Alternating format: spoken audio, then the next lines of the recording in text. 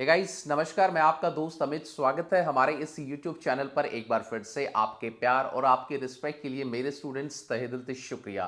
Guys आज की इस वीडियो में हम लोग बात करेंगे कि अब 2024 के अंदर bachelor of education MDU Chaudhary Ranbir Singh university या हरियाणा की कोई भी यूनिवर्सिटी है, उनके एग्जाम जो है टेंटेटिव कब तक होंगे और आपको अपने एग्जाम के किस हिसाब से तैयारी करनी है और कैसे कैसे अपनी प्रिपरेशन करनी है ताकि आने वाले साल के अंदर जो आप लोगों के नंबर हैं वो बहुत अच्छे मैक्सिमम इनहेंस हो और बहुत अच्छा आपको कॉन्सेप्ट बीएड का समझ में आए।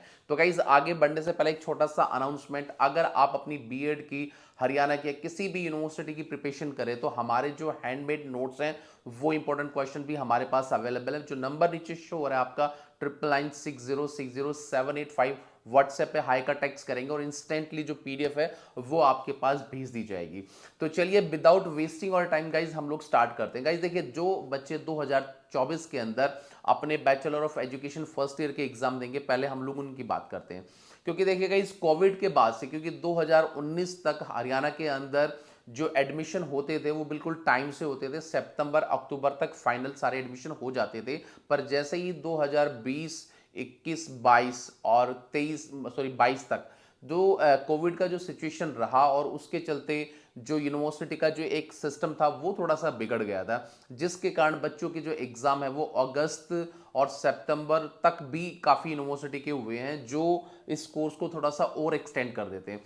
पर अब मैं एक इंपॉर्टेंट बात बताना चाहूँगा कि जो बच्चे bachelor of education first year के हरियाणा की MDU है, CRSU है, कुरुक्षेत्र यूनिवर्सिटी, उसके एग्जाम देंगे तो अमूमन आप मान के चलना कि आप लोगों के जो बीएड ऑफ एजुकेशन के जो एग्जाम है फर्स्ट ईयर के वो जून से स्टार्ट हो जाएंगे। जून के फर्स्ट वीक से कभी भी आपके एग्जाम स्टार्ट हो जाएंगे और इसकी टेंटेटिव डेट शीट भी क्या यूनिवर्सिटी बहुत जल्दी निकाल दे दी। टेंटेटिव का मतलब क्या, वो अप एंड डाउन हो सकता है, बट इस साल मुझे थोड़ा सा मुश्किल रहेगा क्योंकि कोई भी इस प्रकार की दिक्कत या प्रॉब्लम क्या है बच्चों को इस चीज से रिलेटेड नहीं आएगी। अब दूसरी बात मैं एक और बच्चों को बताना चाहूंगा कि जो सेकंड ईयर के एग्जाम, क्योंकि जो बच्चे 2022 से 24 का सेशन है जिनका 2024 के अंदर सेकंड ईयर के एग्जाम देंगे, उन बच्चों के एग्जाम जून में होंगे या जुलाई में होंगे।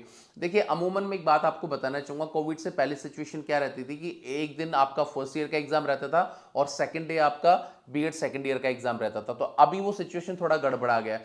तो मुझे उम्मीद है कि 2024 से बीएड सेकंड ईयर के और फर्स्ट ईयर के जो एग्जाम है वो साथ साथ साइमल्टेनियसली मूव करेंगे, यानी कि एक दिन का आपका फर्स्ट ईयर का एग्जाम हो सकता है, दूसरे दिन आपका सेकंड ईयर का एग्जाम हो सकता है, या पहला आपका सेकंड ईयर का एग्जाम हो सकता है और सेकंड डे आपका फर्स्ट ईयर का एग्जाम हो सकता है। इससे क्या होगा कि यूनिवर्सिटी के पास प्लेंटी ऑफ टाइम होगा, जो इंफ्रास्ट्रक्चर यूनिवर्सिटी को लगाना है, अपने सेंटर अलॉट करने हैं, कहां पर सेंटर देना है, टीचर की, इन्विजिलेटर की जो एक अवेलेबिलिटी है वो सारी की सारी क्या अवेल रहेगी। तो इसलिए क्या है, यूनिवर्सिटी को कोई दिक्कत भी ज्यादा इस चीज की नहीं आएगी।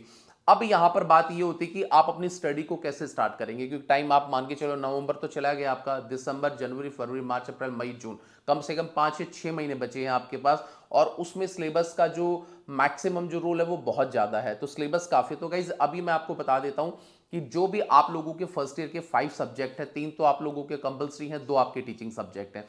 देखिए कोई भी टीचर अगर बीएड का कोर्स करता है तो जो उसकी टीचिंग सब्जेक्ट है उस पर तो उसकी कमांड रहती है, बट यहाँ पर बच्चों के माइंड में ये कंफ्यूजन आता है कि सर जैसे मेरे पास इंग्लिश टीचिंग ऑफ सब्जेक्ट है, या मेरे पास साइंस है, या मेरे पास कॉमर्स है, या मेरे पास मैथ्स है, क्या मुझे न्यूमेरिकल के करके दिखाने पड़ेंगे इंग्लिश में, क्या मुझे ग्रामेटिकल पोर्शन पढ़ना पड़ेगा या कुछ है। गाइस बीएड के अंदर कोई भी आपका जो फर्स्ट ईयर में एग्जाम देंगे उनका टीचिंग सब्जेक्ट जो है वो थ्योरेटिकल आता है, वो प्रैक्टिकल एस्पेक्ट में बिल्कुल भी काम नहीं करता। वहां पर सिर्फ आपसे थ्योरीज पूछी जाती हैं कि भाई इस थ्योरीज में आप कैसे इंग्लिश को कैसे इंप्रूवमेंट कर सकते हो, मैथ्स के अंदर कैलकुलेशन क्या होती है, उसके कितने प्रकार होते हैं, मतलब अलग अलग सा एक थ्योरेटिकल जो है एग्जाम यूनिवर्सिटी की तरफ से लिया जाता है। तो जो आपकी टीचिंग सब्जेक्ट है उस पर भी आप फोकस करें, पर पहले जो 3 इंपॉर्टेंट पेपर है आपका, पेपर फर्स्ट आपका चाइल्डहुड एंड ग्रोइंग अप है, आपका कंटेम्प्रेरी वाला है, लर्निंग एंड टीचिंग वाला है, इन पेपर पर आप ज़्यादा फोकस करेंगे, पेपर फर्स्ट और पेपर सेकंड पे, क्योंकि ये थोड़े से डिफिकल्ट सब्जेक्ट हैं, इनके कॉन्सेप्ट को समझना थोड़ा सा मुश्किल है आप लोगों के लिए, क्योंकि टीचिंग सब्जेक्ट तो आप बचपन से लेकर आज तक पढ़ते आए हैं अपना जिस भी सब्जेक्ट में आपका इंटरेस्ट है।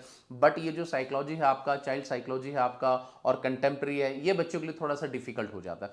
तो इसीलिए इस पर ज़्यादा तैयारी करो, और अगर आपके पास टाइम नहीं है तो जो हमारे नोट्स हैं वो भी आप ले सकते हो। तो अपने नोट्स आप अच्छी तरीके से बनाएं, टाइम टू टाइम अपने टाइम टेबल को आप बनाए कि मुझे आज क्या पढ़ना है, मुझे कल क्या पढ़ना है। ऐसे अगर टाइम टेबल के हिसाब से सारी चीज करेंगे तो डेफिनेटली आप लोगों के नंबर अच्छे आएंगे।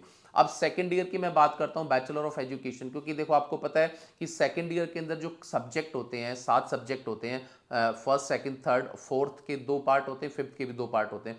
अब यहाँ पर ये सारे के सारे सब्जेक्ट कॉमन होते हैं, तो यहाँ पर कोई ऐसा नहीं कि आपको कौन सा सब्जेक्ट पढ़ना कौन सा नहीं पढ़ना, पर जो आपका 80 नंबर का जो मार्क्स है, जो पहले 3 पेपर है आपका, फर्स्ट पेपर, सेकंड पेपर और थर्ड पेपर, उस पर आप ज़्यादा फोकस करेंगे। जैसे आपका नॉलेज एंड करिकुलम है, ये भी इसके अंदर भी काफ़ी वास्ट चीज़ें हैं जो आपको समझनी है, टीचिंग के पॉइंट ऑफ व्यू से भी बहुत इंपॉर्टेंट रोल प्ले करता है। फिर पेपर आपका सेकंड है आपका, ठीक है, असेसमेंट फॉर लर्निंग है आपका, इंक्लूसिव एजुकेशन है आपका। ये 3 जो सब्जेक्ट हैं गाइज, ये बहुत क्रीमी सब्जेक्ट है, मतलब आप आगे किसी भी कॉम्पिटिटिव एग्जाम में जाएंगे तो यहां से भी काफी सवाल पूछे जाते हैं, और फर्स्ट ईयर के जो 3 सब्जेक्ट है वहां से भी आपके सवाल क्या है, सीटेट में या कोई भी स्टेट का एग्जाम है वहां पर वो सारी चीजें पूछी जाती हैं।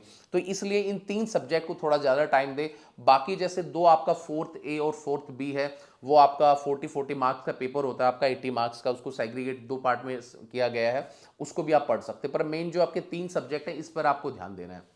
और फर्स्ट ईयर के अंदर आपको पता है कि जो वाइवा होता है आपका, प्रैक्टिकल 4 वाइवा होता है, जो आपका क्वेश्चन आंसर्स आपसे पूछे जाते हैं एज ए वाइवा के रूप में। और आपका सेकंड ईयर का जो है वो, उसमें टीचिंग सब्जेक्ट, आपको जो टीचिंग सब्जेक्ट फर्स्ट ईयर में थे प्लस स्कूल बेस्ड एक्टिविटी है, वो 3-4 जो प्रैक्टिकल्स है वो आपके सेकंड ईयर में एक इंपॉर्टेंट रोल प्ले करती हैं। तो अपनी स्ट्रैटेजी को, जो बच्चे वर्किंग है, किसी स्कूल में पढ़ा रहे हैं, कोई जॉब कर रहे हैं, जो रेगुलर बेसिस पे कॉलेज नहीं जाते और टाइम टू टाइम अपने एग्जाम देते हैं, उनके लिए ये वाला वीडियो बहुत इंपॉर्टेंट है। तो इसीलिए जो स्ट्रेटजी मैं आपको बता रहा हूं, आने वाले वीडियो के अंदर कुछ टॉपिक्स भी आपसे डिस्कस किए जाएंगे और स्ट्रेटजी भी वो भी डिस्कस किए जाएंगे। तो अभी इस वीडियो के अंदर सिर्फ एक ओवरव्यू मैंने आपको दिया है कि एग्जाम आपके जून में डेफिनेटली स्टार्ट हो जाएंगे। तो माइंड सेटअप आपको ना जून से ही करके चलिए, ताकि ये नहीं कि जुलाई अगस्त तक आपके एग्जाम जाएंगे। इस साल फर्स्ट ईयर के बच्चों के लिए तो खासतौर से ये चीज़ नहीं होने वाली है। तो गाइज उम्मीद करूंगा इस छोटी सी वीडियो से बहुत हेल्प आपको मिली होगी, और नेक्स्ट बहुत जल्दी वीडियो काफ़ी अब आपके पास आएंगी, और जिससे आपके जो डाउट्स है वो आपके पास मैक्सिमम क्लियर हो जाएंगे। तो वीडियो आपको कैसा लगा प्लीज़ इसके लिए लाइक शेयर एंड कॉमेंट, और मिलेंगे किसी नेक्स्ट वीडियो में। तो till then bye, take care guys, मुस्कुराते रहना। Thank you so much.